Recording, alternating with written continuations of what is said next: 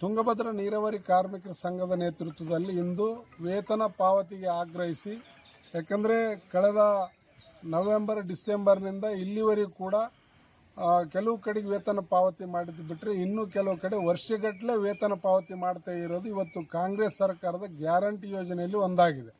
ಇವತ್ತು ನಮಗೆ ಗ್ಯಾರಂಟಿ ಯೋಜನೆಗಳನ್ನು ಜಾರಿಗೆ ತರುವ ಮೂಲಕ ಕಾರ್ಮಿಕರಿಗೆ ಉದ್ಯೋಗದ ಗ್ಯಾರಂಟಿ ಇಲ್ಲದಂತಾಗಿದೆ.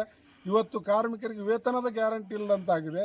ಇವತ್ತು ಕಾರ್ಮಿಕರಿಗೆ ಉದ್ಯೋಗದ ಭದ್ರತೆ ಇವತ್ತು ಹೋಗ್ತಾ ಇದೆ. ಇವತ್ತು ಆ ಕಾರಣಕ್ಕಾಗಿ ನಾವು ಸಿದ್ದರಾಮಯ್ಯನವ್ರ ಸರ್ಕಾರನ ಒತ್ತಾಯ ಮಾಡೋದಿಷ್ಟೇ, ಈ ಹಿಂದೆ ನಮಗೆ ತುಂಗಭದ್ರಾ ಕಾರ್ಮಿಕರಿಗೆ ಯಾವ ಥರ ವರ್ಷ ಪೂರ್ತಿ ಕೆಲಸ ಕೊಟ್ಟಿದ್ರು, ಗುತ್ತೇದಾರಿ ಕೊಡೋ ಕೆಲಸನ ಬಿಟ್ಟು ಕಾರ್ಮಿಕರ ಕೆಲಸನ ಕೊಡಬೇಕು ಅಂತೇಳಿ ಇವತ್ತು ಹೋರಾಟದ ಮೂಲಕ ಒತ್ತಾಯ ಮಾಡ್ತಾ ಇದ್ದೀವಿ. RDS ಗಿಲ್ಲೇಸೂಗೂರು ಉಪವಿಭಾಗದಲ್ಲಿ ಕಳೆದ 1 ವರ್ಷದಿಂದ ವೇತನ ಪಾವತಿ ಮಾಡಿಲ್ಲ. ವೇತನ ಪಾವತಿ ಅನುದಾನ ಬಿಡುಗಡೆಯಾಗಿ ಬಂದರೂ ಗುತ್ತೇದಾರ ಮೂಲಕ ವೇತನ ಪಾವತಿ ಮಾಡಿಸದೇ ಇರುವಂಥ ಅಧಿಕಾರಿಗಳು ಇವತ್ತು ನಮ್ಮ ನೀರಾವರಿ ಅಧಿಕಾರಿಗಳಾಗಿದ್ದಾರೆ. ತಕ್ಷಣವೇ ಬಾಕಿ ಇರತಕ್ಕಂಥ ವೇತನನ ಪಾವತಿ ಮಾಡಿಸಬೇಕು.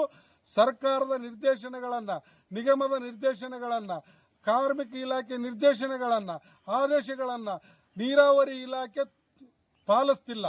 ಅದು ಪಾಲಿಸದೆ ಹೋದರೆ ನೀವು ಪಾಲಿಸುವುದಿಲ್ಲ ಅಂತೇಳಿ ನಮಗೆ ಲಿಖಿತ ಒಂದು ಹೇಳಿಕೆಯನ್ನು ಪತ್ರವನ್ನು ಕೊಡಬೇಕು ಅಂತೇಳಿ ಇವತ್ತು ಹೋರಾಟದ ಮೂಲಕ ಒತ್ತಾಯನ ಮಾಡ್ತಾ ಇದ್ದೀವಿ.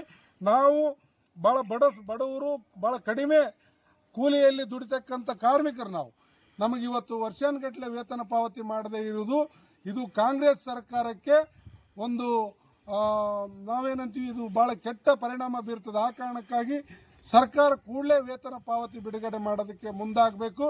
ನಮ್ಮ ಬಾಕಿ ವೇತನ ಪಾವತಿಸಬೇಕು, ವ್ಯತ್ಯಾಸದ ಮೊತ್ತನ ಪಾವತಿಸಬೇಕು.